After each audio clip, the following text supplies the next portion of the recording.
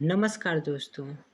आश्विन मास की कृष्ण पक्ष की एकादशी तिथि पर इंदिरा एकादशी का व्रत रखा जाता है। इस व्रत को करना बहुत फलदायी माना गया है। इस दिन लक्ष्मी नारायण की पूजा करने के साथ साथ व्रत कथा का पाठ करने का भी खास महत्व है। ऐसे में आइए विस्तार से जानते हैं पद्म पुराण में वर्णित इंदिरा एकादशी कथा। युधिष्ठिर ने पूछा, मधुसूदन, कृपया करके मुझे यह बताइए कि आश्विन मास के कृष्ण पक्ष में कौन सी एकादशी आती है। कृष्ण पक्ष में इंदिरा नाम की एकादशी आती है, जिसके व्रत के प्रभाव से बड़े बड़े पापों का नाश हो जाता है। वहीं नीच योनि में पड़े हुए पितरों को भी यह एकादशी सद्गति देने वाली मानी जाती है। राजन, पूर्व काल की बात है। सतयुग में इंद्रसेन नामक एक राजकुमार थे, जो माहिष्मतिपुरी के राजा होकर धर्मपूर्वक प्रजा का पालन करते थे। उनका यश चारों ओर फैला हुआ था। राजा इंद्रसेन भगवान विष्णु की भक्ति में तत्पर हो गोविंद के मोक्षदायक नामों का जप करते हुए अपना समय निकालते थे और विधिपूर्वक आध्यात्म तत्वों के चिंतन में लगे रहते थे।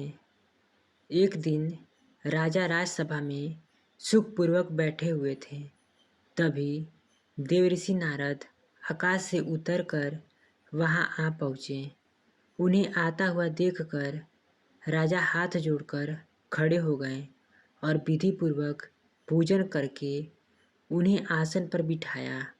इसके बाद उन्होंने बोला, मुनिश्रेष्ठ, आपकी कृपा से मेरी सर्वथा कुशल है।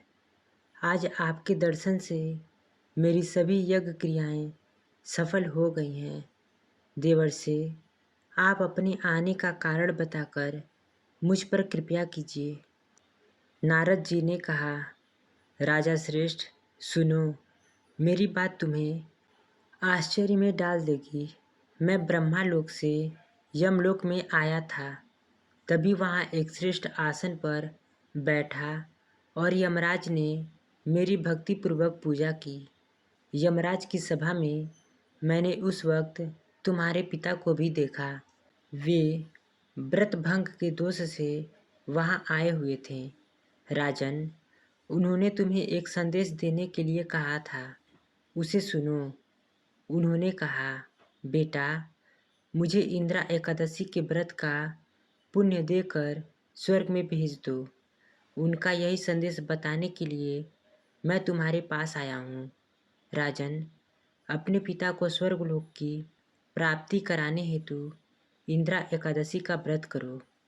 राजा ने सवाल किया, भगवान, कृपया करके इंदिरा व्रत की विधि मुझे बताएं।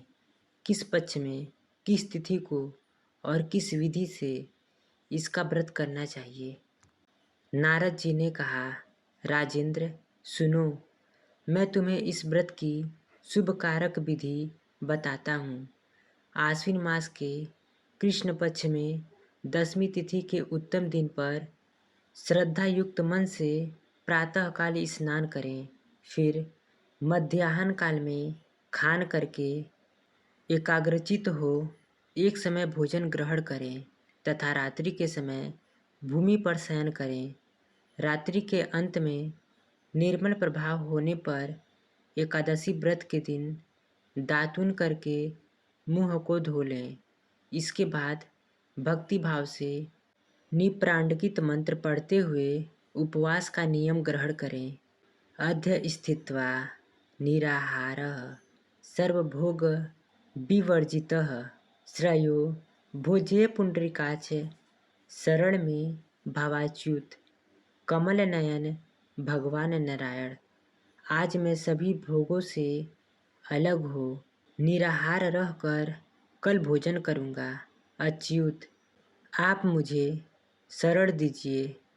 इस प्रकार नियम करके मध्याह्न काल में पितरों की प्रसन्नता के लिए सालग्राम शिला के सामने विधिपूर्वक श्राद्ध करें और दक्षिणा से ब्राह्मणों का सत्कार करके उन्हें भोजन कराना चाहिए। पितरों को दिए हुए अत्रमय पिंड को सूंघ कर विद्वान पुरुष गाय को खिला दें।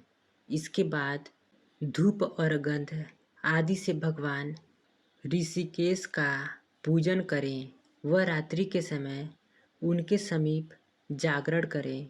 तत्पश्चात सुबह होने पर द्वादशी के दिन दोबारा भक्तिपूर्वक श्रीहरि की पूजा करनी चाहिए। फिर ब्राह्मणों को भोजन कराने के पश्चात भाई बंधु, नाती और पुत्र आदि के साथ स्वयं मौन होकर भोजन करना चाहिए। राजन, इस विधि से आलस्य रहित होकर तुम इंदिरा का व्रत करो। ऐसा करने से तुम्हारे पितर भगवान विष्णु के वैकुंठ धाम में चले जाएंगे। भगवान श्री कृष्ण कहते हैं, राजन, राजा इंद्रसेन से इस बात को कहकर देवऋषि नारद अंतर्ध्यान हो गए। राजा ने उनके द्वारा बताई हुई विधि से अंतःपुर की रानियों, पुत्रों और भृत्यों सहित उस उत्तम व्रत का अनुष्ठान किया। कुंती नंदन, व्रत पूरा होने पर आकाश से फूलों की वर्षा होनी शुरू हो गई। इंद्रसेन के पिता गरुड़ पर आरूढ़ होकर श्री विष्णु धाम की ओर चले गए और राजर्षि इंद्रसेन भी आकटक राज्य का उपभोग करके अपने पुत्र को राज्य सौंपकर स्वयं स्वर्गलोक चले गए। इस प्रकार मैंने तुम्हारे सामने इंदिरा व्रत के महामत्त का वर्णन किया है। इसे पढ़ने और सुनने से मनुष्य सब पापों से मुक्ति पा लेता है। तो दोस्तों, ये थी इंदिरा एकादशी की संपूर्ण व्रत कथा।